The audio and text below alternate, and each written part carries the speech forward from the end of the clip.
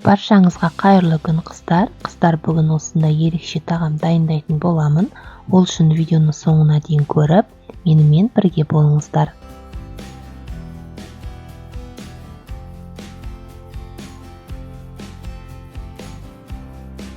Ең алдымен біз қамырымызды дайындап аламыз. Ол үшін жылы суымызға жылы сүтімізді құямыз. Үстінен ашытқы, қант, тұзымызды салып, және ұнымызды бір-бірлеп салып, қамырымызды илейтін боламыз.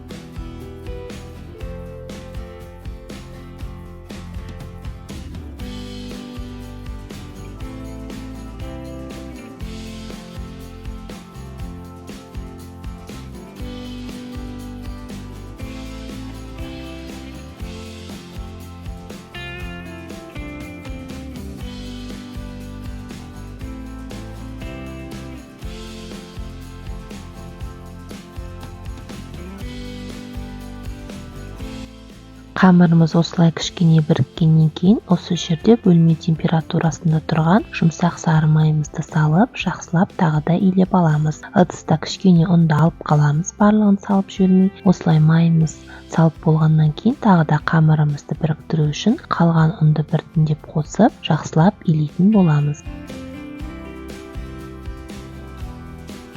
Қамырымызды осылай илеп алдық, жұмсақ етіп, енді бетін жауып, 1-1,5 сағатқа жылы жерге қалдырамыз. Қамырымыз көтерілуі қажет. Енді арасына салатын салмамызды дайындаймыз. Ол үшін етімізді осылай видеода көрсетілгендей ұсақтап, турап аламыз. Кез келген етті пайдалансаңыздар болады. Менде бұл жерде сиыр еті болып табылады. Жақсылап осылай турап алдым. Енді табамызды, майымызды құйып қыздырамыз. Етімізді салып, жақсылап майда қуырып аламыз. Қуырылғаннан кейін кішкене қарайып етіміз табамыздың бетін жауып, баяу отта 20 минуттай бұқтырып, етімізді пісіріп алатын боламыз.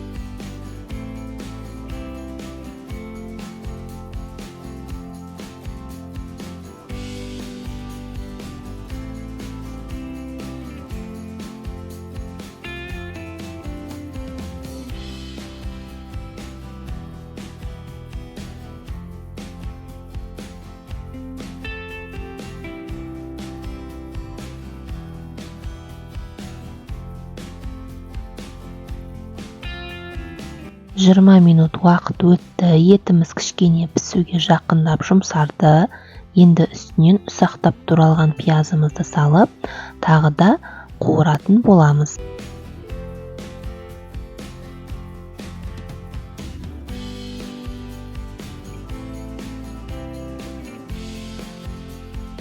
Пиязымыз кішкене қуырылғаннан кейін, міндетті түрде үккіштен өткен сәбізімізді салып, қуыратын боламыз.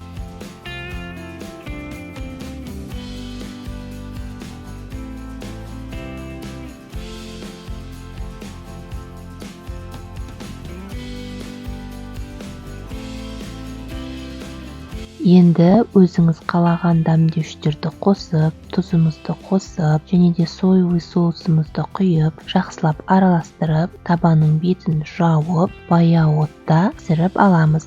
Егер сіздердің табаларыңыздың асты қататын болса, онда кішкене су қоссаңыздар болады. Менің табамның асты олай қатпайды, сондықтан мен осы табаның өзінде су құймай-ақ баяу отта пісіріп алатын боламын. Қамырымыз міне осылай көтерілді. Енді бұл қамырды алып, теңдей бөліктерге бөліп шығамыз.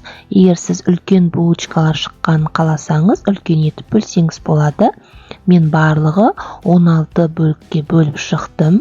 Және де қамырларымызды видеода көрсетілгендей домалақ етіп аламыз. Әдемі формасын шығарып, оқтауымызбен жайып, арасына сары майымызды немесе сұйық май жақсаңыздар болады. Мен сұйық майды жағып шықтым. Дәл видеода көрсетілгендей етіп, барлығын жасап, қызып тұрған, қайнап тұрған мантаваркаға салып, 20 минуттай барлығын пісіріп алатын боламыз. Видеоны соңына дейін көріңіздер.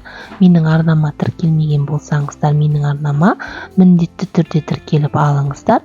Алдағы уақытта жақсы видео рецептер шығатын болады.